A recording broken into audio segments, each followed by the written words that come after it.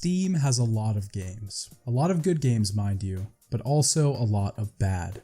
Delving into its catalog will leave you swimming through hundreds of titles. Scams, cash grabs, asset flips, even just poorly optimized pieces.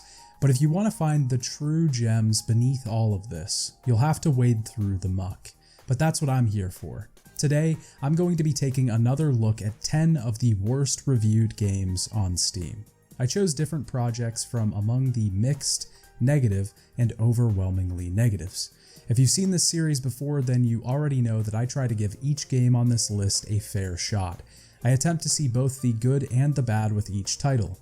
My intention is not just to trash all of these games, but see where they failed and maybe even where they succeed. Hey Dad, it's me, your favorite son, and today I'd like to once again talk about bad games. Decay of Logos is a Souls-like game that was released in August of 2019. It was developed by Amplify Creations. Amplify Creations is a company based out of Portugal that started out developing textures and LUTs for use in Unity and Unreal Engine. They basically make plugins that you can use to make your games look better. So they made their own game. And Decay of Logos does look alright. It's probably the best part about the whole thing. I won't say it's gorgeous, but it does have a decent amount of graphical fidelity. The art style is somewhat interesting, though a bit stale across the board.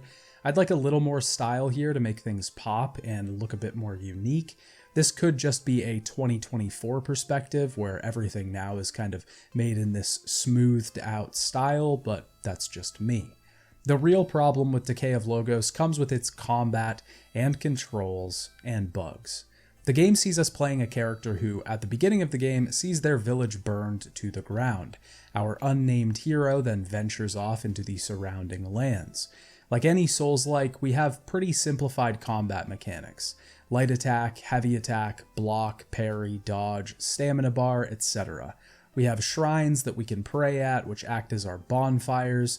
Combat is generally more about precision inputs and attacking during openings rather than hacking and slashing. It has most of the hallmarks of the genre. The problem with this game is how it gets those elements wrong, and how it waters them down. First of all, there really is no soul system or upgrading our stats of any kind. We gain experience as we progress and get enemy kills, and we can level up, but all this does is increase our base stats. We have no autonomy over where those skill points go. This decreases the build variety to a static value of 1. Well, I shouldn't exactly say that because we do have equipment, we can switch out our weapons, and that does provide some difference in combat, but not much. We also don't have consistent healing items. These are just randomly dropped from enemies or found throughout the world. If we lose our healing items, that's it, we're out. The game also does not have the systems to facilitate a precision combat framework. It's often hard to judge our distance from the enemy, so swings will miss a lot of the time. Dodging or blocking is almost out of the question because often enemies just will pass right through us. In short, it's just buggy. I definitely didn't have performance issues like a lot of the previous reviews had noted, but it's possible this was fixed after release, or it's just my hardware. I would say that the game does exploration all right. It's not bad. Exploring optional temples or buildings can provide some extra reward, and this is essential for world building, especially lore. In a game where that is the vessel for storytelling, it's essential. The unique part of Decay of Logos is the elk that acts as our traveling companion. This thing absolutely sucks. We can feed it berries that we pick up along our journeys, and this will calm it down a bit, but we can only ride for so long before it gets stressed. It has terrible controls, and most of the reason we're using it in the first place is precision. It will randomly help us out in combat by attacking enemies, but it usually just gets in the way.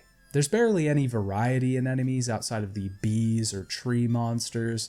Most of the mini-bosses are repeated and just plain not worth it. Overall, the game just really isn't worth the time that it takes to play. It's only $20 on Steam, but I don't really even think it's worth that. It's not because the game is actually terrible, it's somewhat mediocre, but I think the frustration that you'll face trying to interface with it is not worth the reward that you're getting for partaking in its systems. Jujutsu Kaisen Cursed Clash is a fighting game based on the anime or manga of the same name. It was released on February 1st, 2024 and was developed by King. King also developed My Hero 1's Justice and My Hero Ultra Rumble, another 3D arena fighting game and an online battle royale, respectively. I did actually play Ultra Rumble briefly when it came out, mostly because of sheer curiosity. The game is free, so I figured it couldn't hurt. It wasn't awful, but it definitely wasn't polished or balanced whatsoever, and it grew stale pretty fast. Jujutsu Kaisen Cursed Clash is a game that would be absolutely fine if it was $20, and a lot of my criticism is going to be through that lens. Because Cursed Clash is not $20, it's $60, full price. I heard in some places online that this was the most refunded game on Steam, but that claim seems to be mostly false, or at least has very little evidence to back it up. The game's top concurrent player count was 5,000 and currently only has 20 people playing. If that doesn't tell you the game is bad, then I don't know what will. But that definitely doesn't seem like enough people to warrant the most refunded project ever. The game allows us to control one of many characters from the show. Then, of course, we battle it out in arenas either against other players online or enemies in the story mode.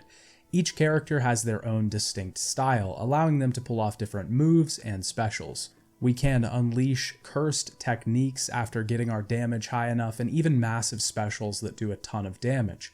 The game is mainly played in 2v2 matches, but most of the story will see us heading into 1-on-1s and 2v1s. The game's biggest problem is the thing that you probably want to get right for a fighting game. The combat is just really slow and awkward. I could never really get it to feel right. I constantly thought I was doing something wrong, or that I was just missing a big aspect of the combat, but I just realized that this was how the game was supposed to be played. We can generally do 1 or 2 combos, mostly by mashing buttons, and then we're done. This doesn't really do a lot to the enemy, so a lot of matches just end whenever we can land our finisher. Each team has a health bar, and when this bar is depleted, the match is over. We also have to do really strange inputs to get access to our alternate moves, like pushing down and one of the face buttons at the same time. It feels a little awkward, but it might just be a nitpick from me. It could be that this game just needed some more time before I got used to the combos and controls. I'm not really sure. I'm slightly giving it the benefit of the doubt here. But the story mode in this game is just as egregious. The game has no cutscenes whatsoever. It's basically just entirely still images and text. There's like one cutscene at the beginning of the game. It's wild how little of an afterthought the story mode actually was. Like, this is as low effort as it gets for a game like this. And I understand that a lot of these games are meant to be cash grabs.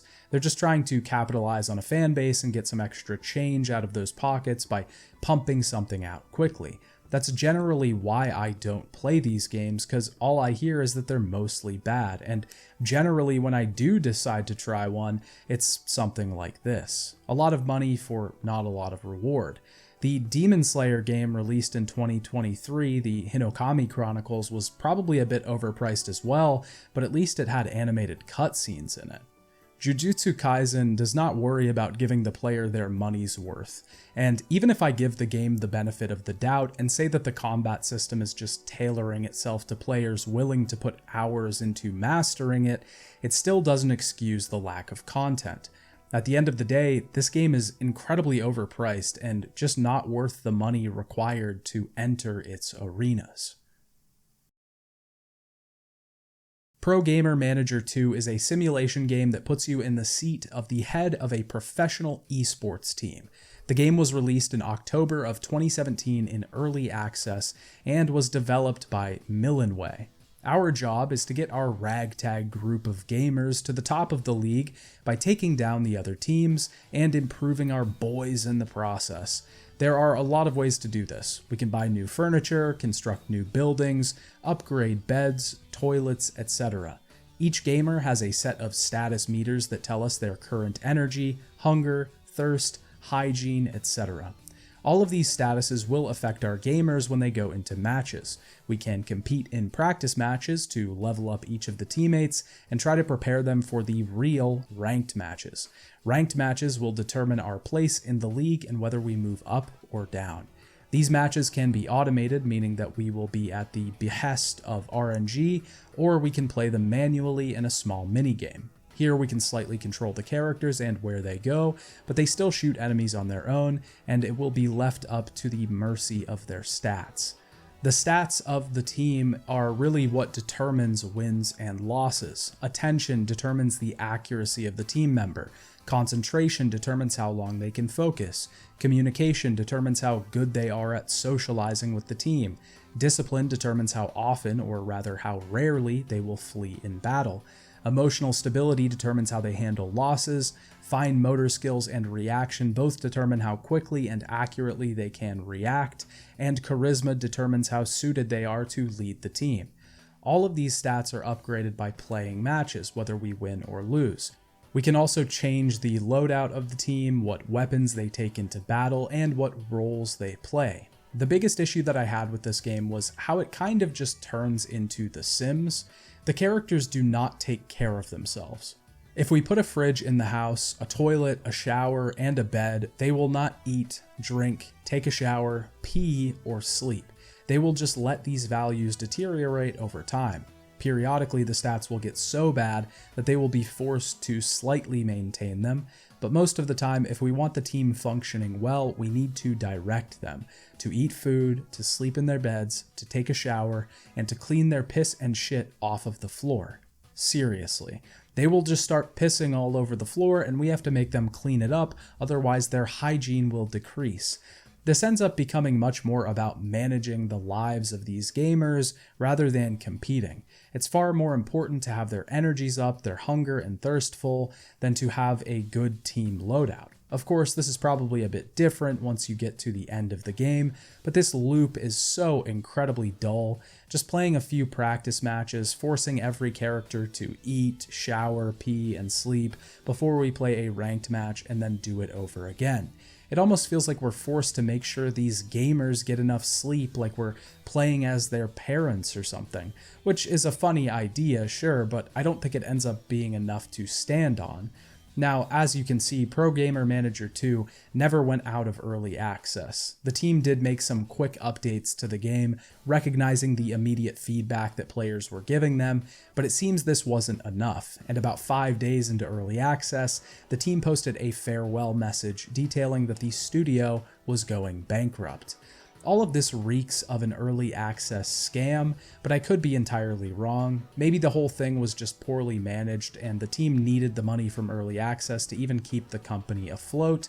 There's honestly not enough there to really make a determination either way. All I do know is that this game was released far too early and now stands as a poor man's Sims with a gaming minigame. Dark Blood is a platformer that was released in May of 2019, and it was developed by Valkyrie Games. The game sees us controlling a character named Athanis, but I honestly couldn't tell you what the story is about. There are so many translation issues or typos that it's pretty difficult to tell what the characters are even saying. I believe that the main character's wife is missing and we're trying to find her, but that's the most I could gather. The main mechanic that we use to traverse is our jump and double jump. Of course, this is the game's biggest problem because the controls are so floaty. Every time we jump, it feels like we're slipping on ice in the air. Precision in this game is a concept that exists as a far-off dream, a dream where inputs register accurately, a dream where our character goes where we want them to, a dream where we can land on platforms. It's made much worse by the fact that this game is trying to be one of those real platformers, the ones with incredibly hard levels that almost kind of troll you. Little messages will pop up to taunt us or trick us into going into certain areas before a platform shoots up and kills us. This is fine, and this genre is entirely valid, but you need good controls. They're the foundation for something like this. We need to be able to trust that things are going to work. If we don't have that, then we can't trust anything. If we can't trust inputs, then the difficulty comes from the game's systems rather than our own skill level. Of course, combat is also a big part of this game. We'll encounter many different enemies that we must contend with. We can use our straightforward attack with our sword, which does a little bit of damage. We can use a variety of different magic abilities and even summon a panther to do our bidding. But all of these magic skills require health to cast. The enemies in this game just also aren't balanced at all. They just sort of run back and forth. A lot of the time, casting one spell will just take half of them out on the level. I mostly started trying to ignore them at a certain point and just skipped over most of the combat because it was very tedious.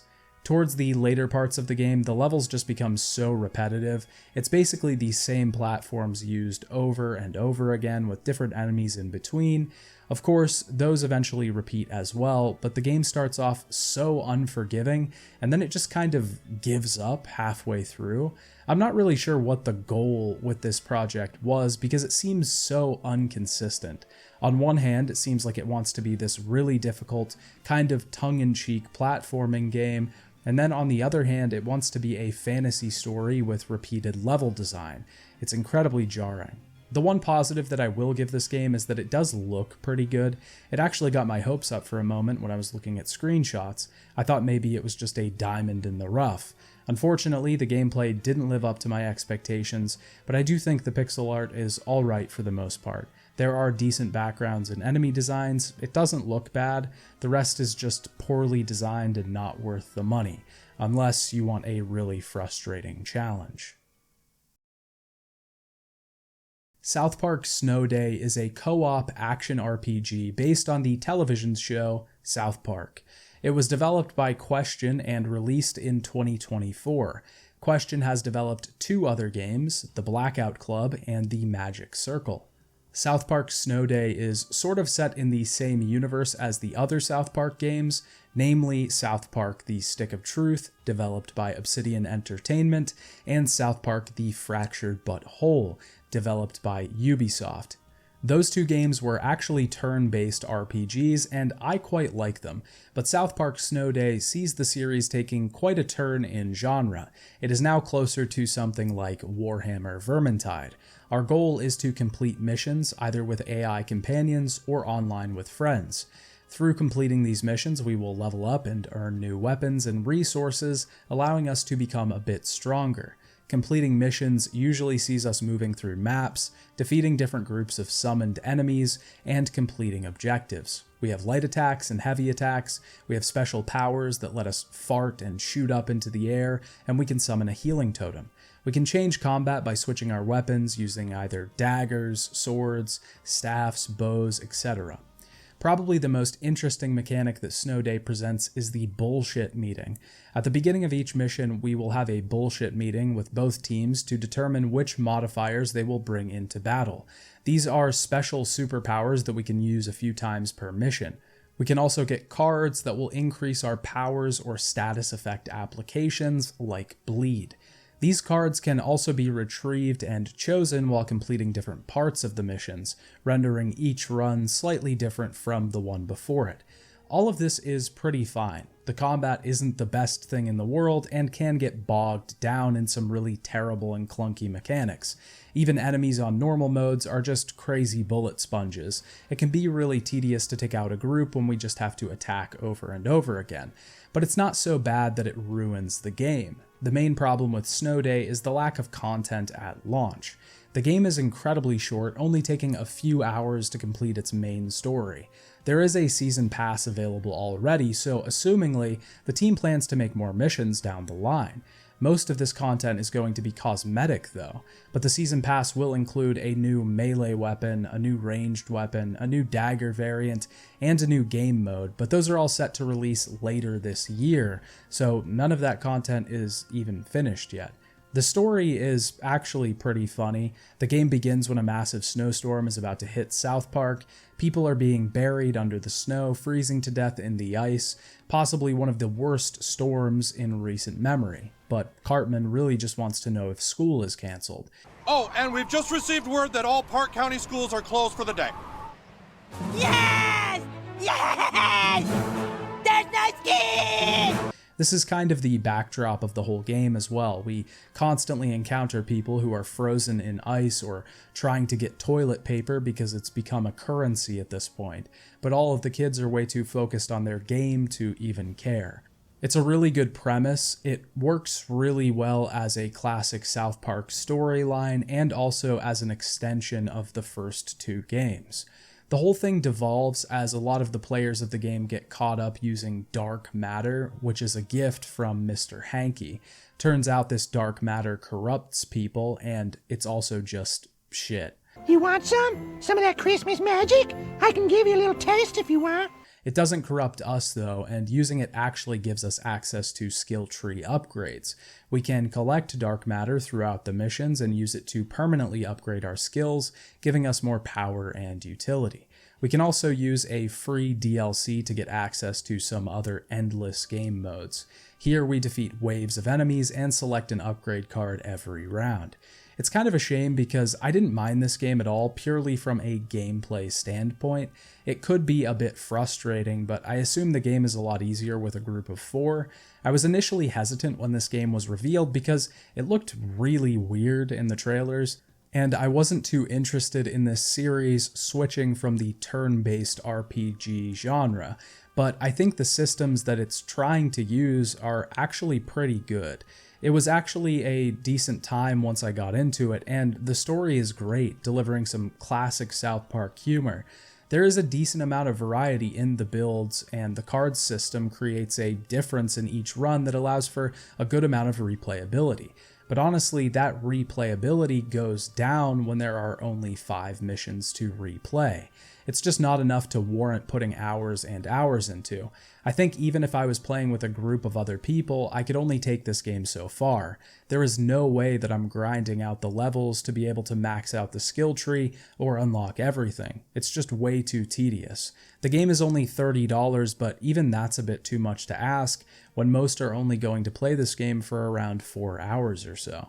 It's also kind of odd because we really only unlock certain mechanics when we've beat a few missions.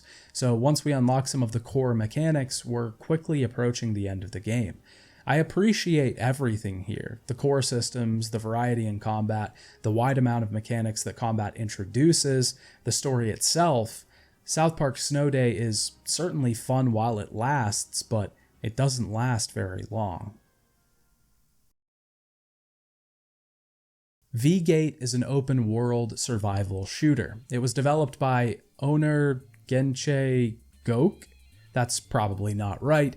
They only have one other game on Steam called My Name is Sarah, but we'll save that for another video because it also has mostly negative reviews.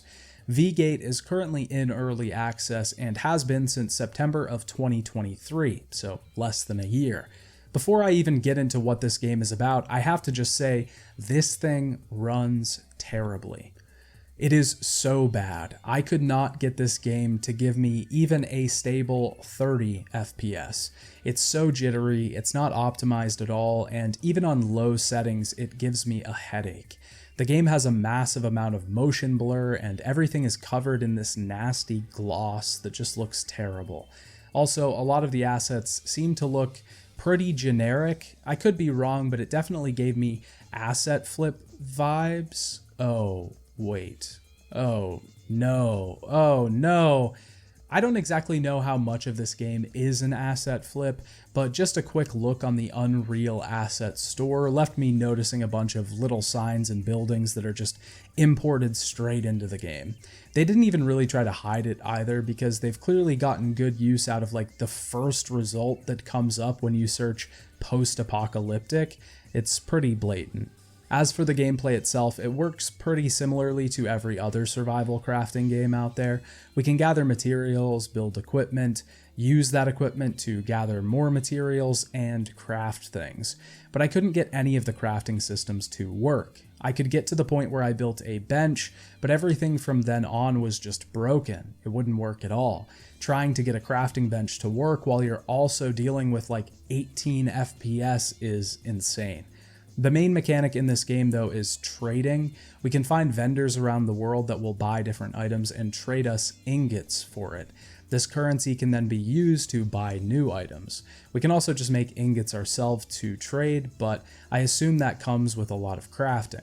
I really wanted to at least get to a point in this game where I could get a gun and try and see how the aiming worked, but every time I got the currency to buy one and tried to make the transaction, the game would just crash or go down to like 0 FPS for 20 minutes. But on the bright side, it almost seems like the axe and pickaxe use gunshot sound effects, so that's basically the same thing, right? Overall, the game is just terrible. It barely even functions. You have to mess around with it to even get 15 FPS, which I would not describe as a stable 15, by the way. Even when you get that, the systems that are there aren't anything that people haven't done a million times before. These survival crafting games are all over the place. A new one is made every single day, and for each one that fails, 5 more pop up in its place, like some kind of Steam storefront Hydra. Games like these are trying to emulate the surroundings that created massive successes like Rust, except this game has none of this style, substance, and charm that those games had. Those games also tend to flourish off of community. They create a passionate player base around them that wants the game to improve, that wants to interact with others. No one wants to interact with this. These types of projects really do annoy me, though, on some level, because they really are just trying to trick people, assumingly kids that really don't know any better and want to play the new crafting game. It also has a base price at $14, so some people could look at this instead of other games that they might not be able to afford. Now, I don't think that strategy is really working for V-Gate, but that's certainly what they're trying to do. Put in as little effort as possible in the attempt to trick people into buying their game. To give the developers their credit, though, they have updated the game recently. April 5th saw the launch of their first major update. They added swimming, vehicle driving, new maps, and cars. They didn't list one fix in this update, though, so maybe they should start focusing more on getting the game to run well rather than adding more mechanics that won't work. They'll most likely just keep updating the game until they recoup the money that they spent on the assets to make the project. They have to at least get that money back, right? Most of the reviews on their first game note that they pushed it out of early access and into release before it was even working or finished, so it wouldn't surprise me if this game sees 1 or 2 more updates adding features before the game releases and then is never touched again.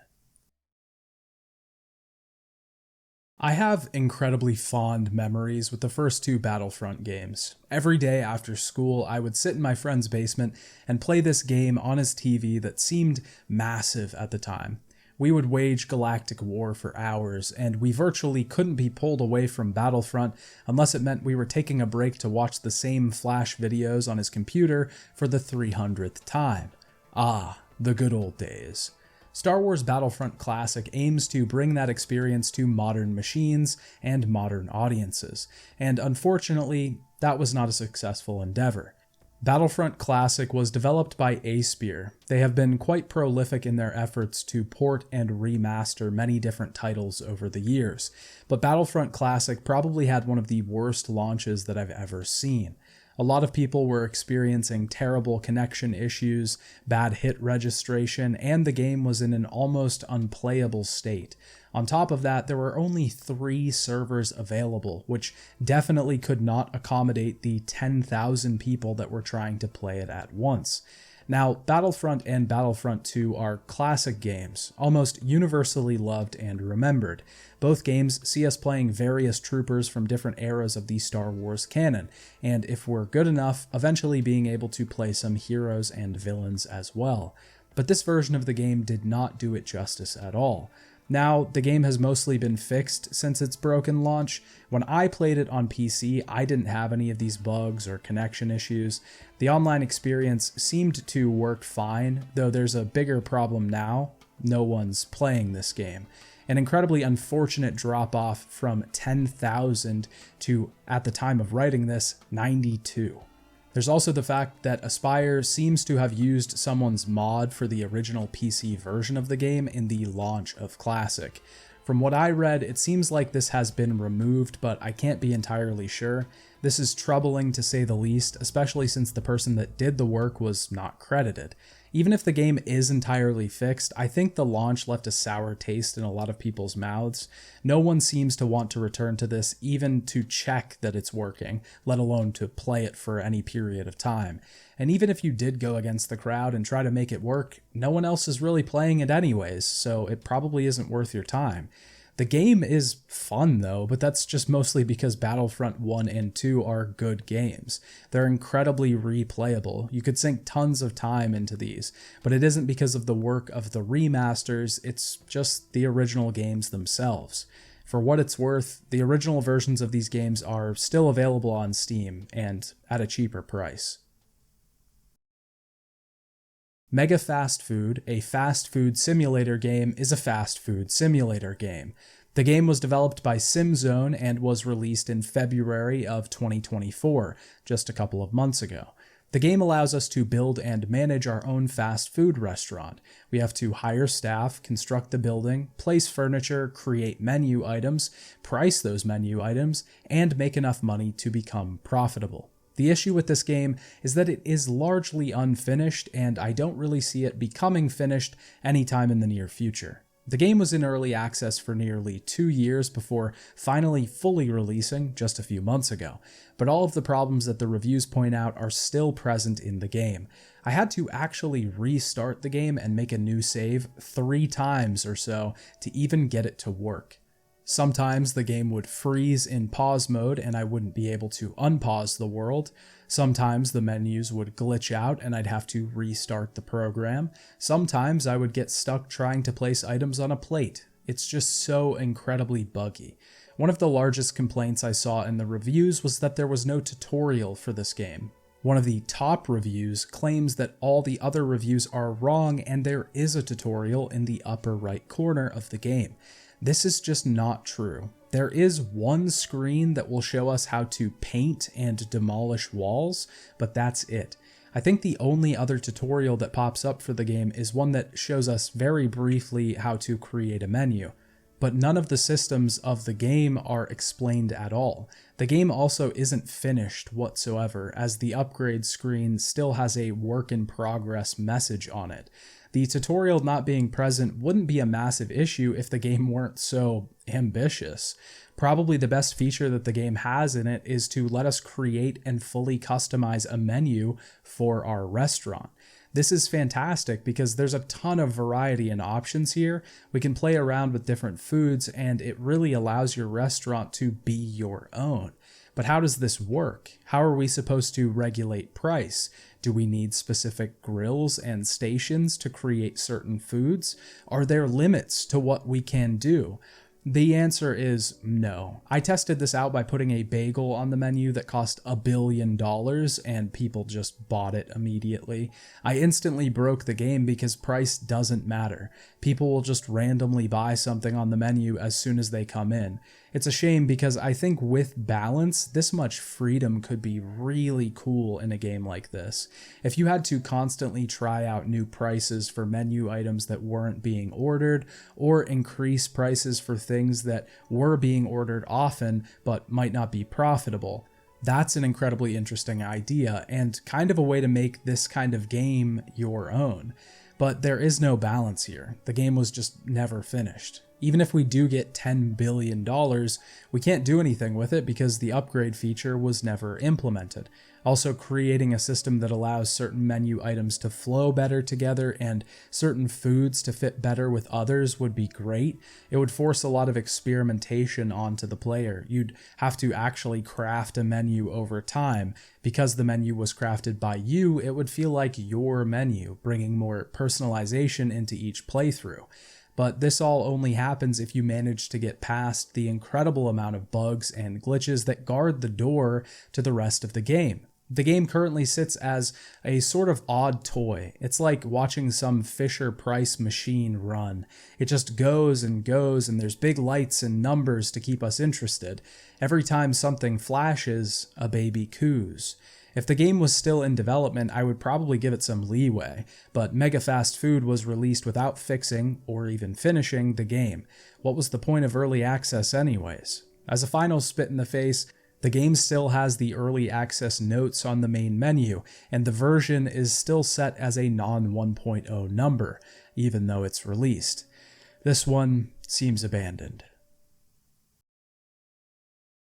Surgeon Simulator 2 is a multiplayer simulation game that puts us in the shoes of a doctor who is tasked with undertaking complex surgeries in broken down facilities. The game was developed by Bossa Studios and was released in September of 2021. Bossa Studios did develop the first game in the series, so there's no changing of hands here. The first game was a smash hit in the early 2010s. I remember playing this game a lot in my early days of PC gaming. The premise was pretty simple. We controlled a seemingly one-handed doctor. We had to use that hand to pick up small objects and perform things like heart transplants to save the patient. Of course, this is easier said than done, as controlling the hand is very difficult. We can move each finger, rotate the hand in different directions. To get to the organs, we must crack ribs, remove pieces of the patient's body, and try to maintain the loss of blood without the patient dying. Surgeon Simulator 2 takes this a bit further. The game now sees us controlling the entirety of the doctor. We must run around to pick up different body parts. We can remove legs, arms, even the head. The camera has moved away from just the operating table to the entire operating building. The goal for each operation is different, usually given to us by a diagnostic scanner that reads out which limbs or organs need replaced. We then have to go retrieve the replacements for those organs. This usually leads into some sort of mini puzzle where we have to figure out how to open doors, sometimes by throwing objects, sneaking into vents, or managing fuses. This adds another element to the game that wasn't there before, a puzzle mechanic. We also, of course, have to manage blood by using syringes to stop the bleeding or to replace blood that has been lost. We can do more precise cuts instead of pulling off limbs by using the saw. Now, some people like these changes, and others don't. Along with this shift in Surgeon Simulator, the sequel also gives you the ability to play online with your friends. The theme of this game across the board is sacrifice. New elements have been introduced, but some things have also been dumbed down. Like the hand, for example. It's now just a grab rather than allowing us to control all of the fingers individually. Also, taking out the ribs is a lot less detailed, as the ribs usually just pop out rather than shattering into a bunch of tiny little pieces. There's definitely more of a focus on solving the overall puzzle of where the limbs are, rather than the actual surgery part itself. I do feel like this removes a little bit of the appeal that the first game had. The first game was more of a goofy, messy simulator. Its appeal was in the high difficulty and the challenge that resulted from the wacky controls. Trying to finagle a saw into a bone, raising it up and down only to slice vital parts of your patient up, was a funny little accident. Here, we're mostly running around trying to figure out how to get conveyor belts to work, or doors to open.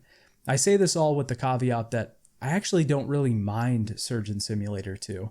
I think that if the developers just released another game with the same premise and maybe some new characters, then it would probably just be a glorified DLC.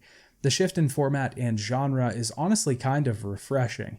There are areas that it doesn't work and areas that it does, but for the most part, I think the game is fun. It definitely doesn't have the same appeal as the first game, and it does have its fair share of bugs and issues, but I think it's a good showing from a developer attempting to follow up on the massive success of the first game.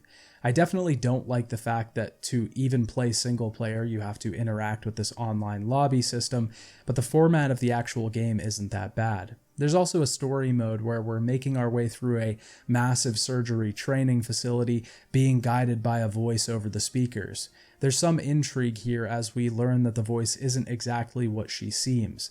It's a decent tale, a little reminiscent of something like Portal, but it's a good time. I absolutely don't think that they ruined the series with this game or anything. I mean, the bones of the original game are still there. I would be a little more annoyed if this sequel was an in-depth JRPG where we had to fight rib cages to get to the heart. Actually, that kind of sounds cool. But I don't always think that branching out is bad. Trying something new with a series can lead to interesting results. Here, I think it works for the most part as an evolution of the previous game, from cult surgeon funny game to funny surgeon game with puzzles. Gun Range VR is the last game that I'll be talking about for this video, and is the first VR game that I've reviewed in this series. Gun Range VR is exactly what it sounds like. It's a virtual gun range where we can shoot to our heart's content. We have access to 4 different weapons, a pistol, a shotgun, an AK, and an M4. We can either free shoot at targets, or we can take on the leaderboards in a variety of speed, accuracy, survival, and clay shooting challenges. The game is certainly pretty finicky. It doesn't work great all of the time. I ran into a ton of crashes for no apparent reason. Like when I line up the sights. Oh shit. Game crash? I think the game crashed. This is also definitely a game that doesn't put realism at the forefront. It's a much more arcadey sort of game, which I don't think people expected when they bought it. These days, shooting guns in VR allows us to fiddle with every part of the weapon. We can pull the slide back, actually drop the magazine and put a new one in. We have to operate every part of the gun. It can get realistic, especially in games like Into the Radius, where you even have to prepare ammunition and magazines. This game definitely isn't that. We hold the gun with one hand and we can basically grab it from any single point. The guns are accurate for the most part and seem to fire somewhat realistically, except for the fact that they all seem to fire the same bullet in the same way. We also only have one magazine or pile of ammo for each weapon, and it just gets reused each time, sometimes getting stuck to your hand. It's definitely very finicky and buggy. I've had a lot more fun with other VR games in the past like this. The only reason I played Gun Range VR for so long was because I was determined to try and get on the top 10 leaderboards for shotgun speed, and I did. What did I get? 146? I'm on the board, baby! I'm on the board. I beat the score. I beat the score. I'm on the board. I'm on the board. I beat the score.